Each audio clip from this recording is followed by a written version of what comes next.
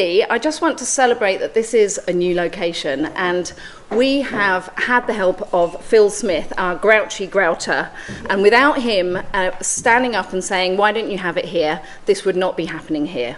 So in terms of going forward, to stop it being a London-centric or another-centric organisation, and to reflect our wide and varied membership, it's important that this event goes out around the country. And so we need people to do exactly what Phil has done. Hopefully he's going to stand up and say, this was an amazing thing to organise and it was really fun, I'm hoping. So I just want to introduce Phil, and he's going to tell you a little bit about Youlgreave and where we are and why we're here and how it was.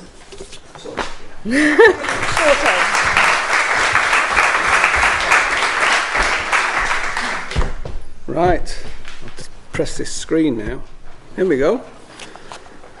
Phil Smith, Aka Grouchy Grouter. Welcome to Youlgreave, or Pommy, as the locals call it. Right. Okay. First of all, I need to thank BAMM for choosing this venue. I mean, yes, I chose it a bit, but but thank you for choosing it. I do hope you get a chance to explore the beautiful scenery around the village, and I'm truly blessed to have been born here and now living here in my retirement. I am, however, quite embarrassed to have myself splashed over BAMM Grout magazine. Being very new to the mosaic artist, I blame AI, agent incompetence. But I realise I've been doing it for a long time, designing one of our huge local well dressings. Being a hairstylist for nearly 50 years and doing my fair bit of photography, and the latter making me appreciate the importance of lighting and composition. Youlgreave, or Youlgreave, has always been in the top 3 villages of Derbyshire in the producing of well dressings. I've been doing it for about 180, 90 years, I don't know, not continually because the war's got in the way. They are placed nearby the 5 local original taps, which were connected to the large water stone tank in the centre of the village, which then that was brought the water from across the valley in 1829. Soft water comes across the valley from a spring in the Gritstone area, which is only about 1 kilometre away, into this limestone plateau. So we have soft water, which is fabulous. And being a hairdresser, I know about soft water and hard water. Right, so slide. So this is one of my first designs I ever did. Someone should say sod it, because it was such a big job. It said sew it in there. So as you can see, it has got sort of mosaic type ideas there, I think, really. But all this is made out of natural materials, so it all biodegrades. The next one, I've done them since 2005, so this is over the last few years.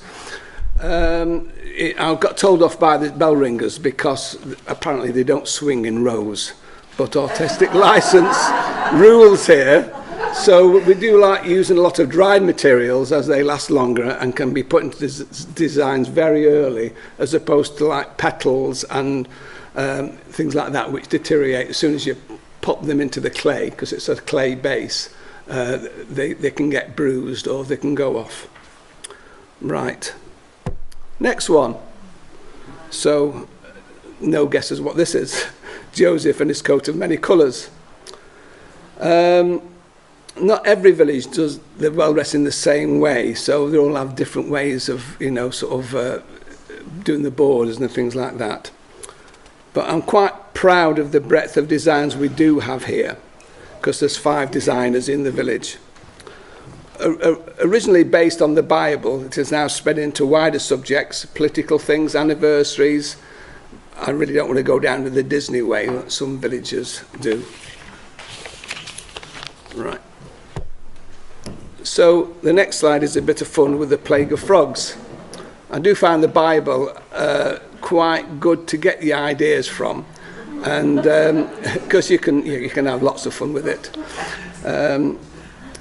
And I try to put a Bible verse as our vicar opens each well with the blessing, so that scores points there.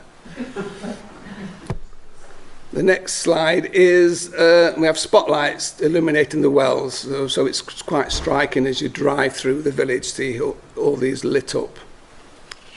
So last year we decided my board was a health and safety issue. It was so dangerous. I mean, these boards, each well dressing has about 5 boards all separated, and you bring them all together when you erect them.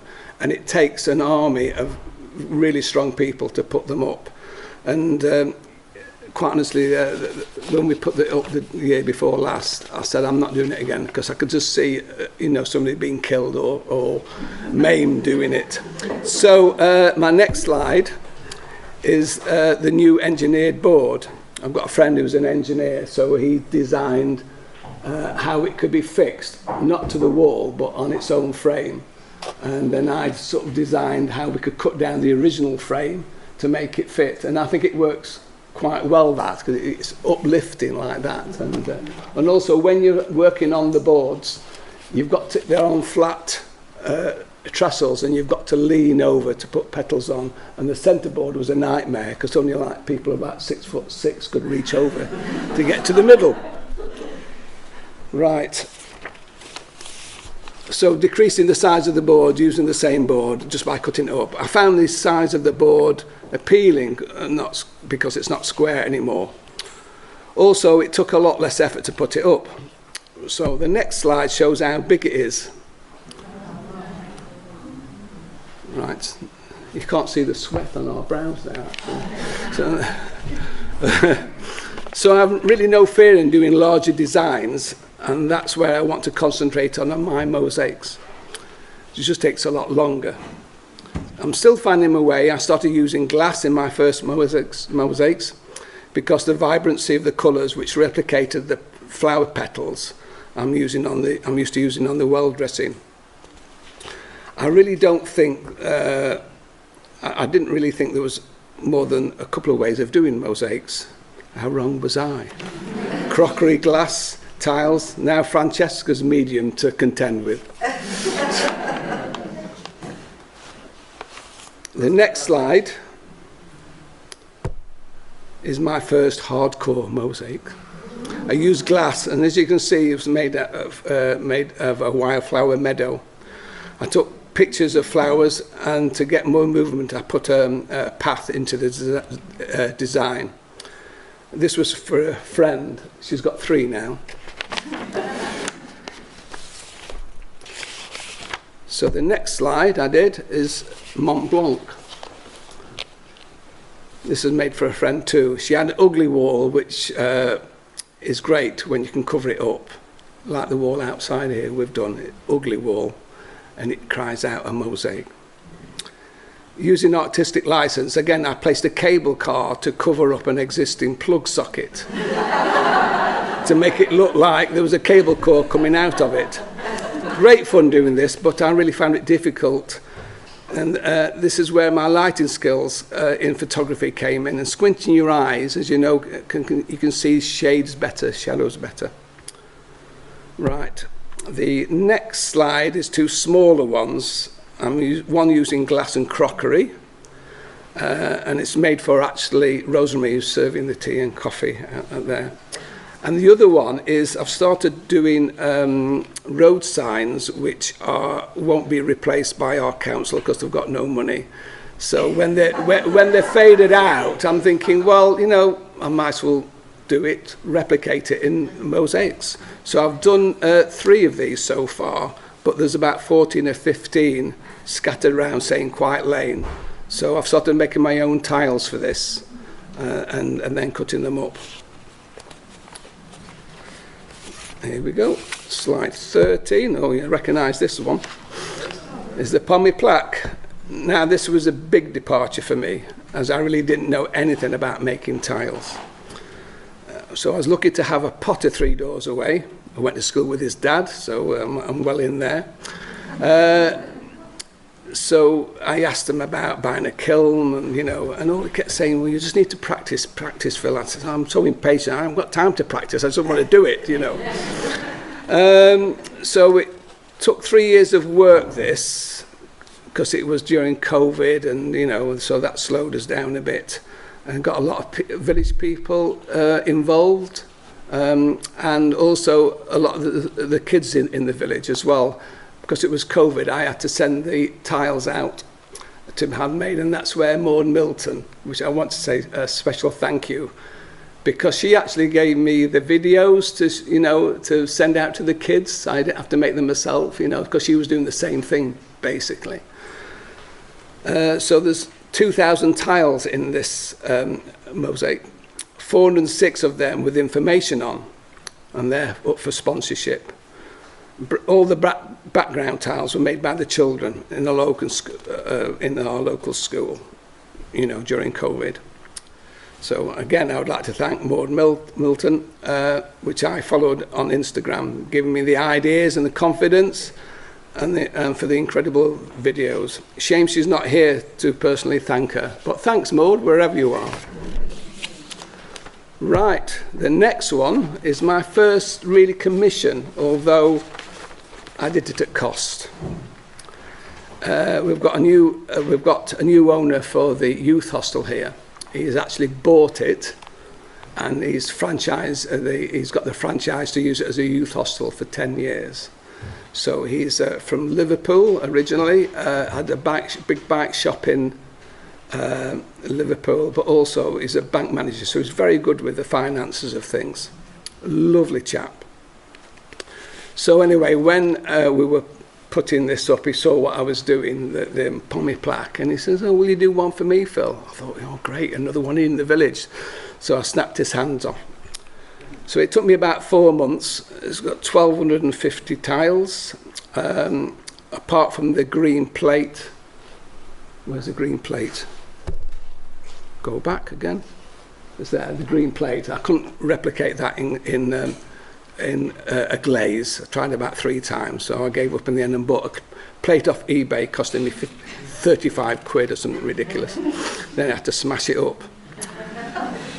So it's in their new cafe, and it's a good social hub for our community. It welcomes a lot of people in from the village, which it didn't do before because it was a hostel and you didn't go in there if you were a villager. But now it's open 2 Wednesday till Sunday, and people can meet there and do the emails and all sorts.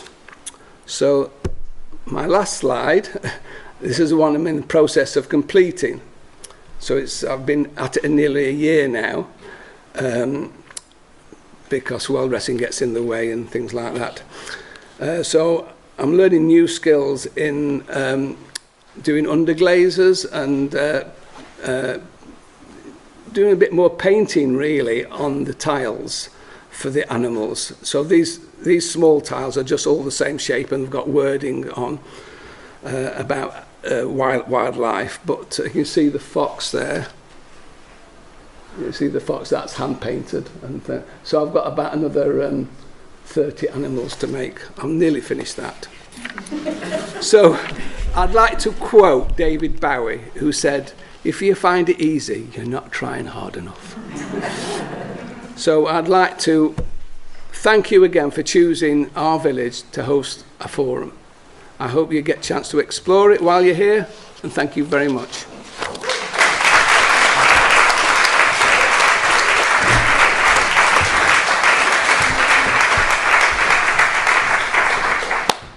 Thank you. I should probably just go back for a moment. Did I introduce myself? My name is Tamara Froud, and I am the president of BAMM. So for those of you who don't know me, I'm sorry. Welcome, and thank you, Phil. It was actually, the well dressing is one of the reasons why we thought it was such an interesting place to come. And in checking out the location, Tracy and I were lucky enough to come up and have a go at the well dressing. And I really encourage you. It's when is it, Phil? It's generally Midsummer's Day, sort of 21st, 22nd, that sort of time of June. That's right. So it's an amazing time to be in the village. You can go into all the places where the plaques are being made, and there's a number of different locations, aren't there? And you can either watch or interact with them or put some pieces in yourself. And it's so mosaic but not mosaic, or a type of mosaic, isn't it? So really it was just a great match. So thank you for hosting us.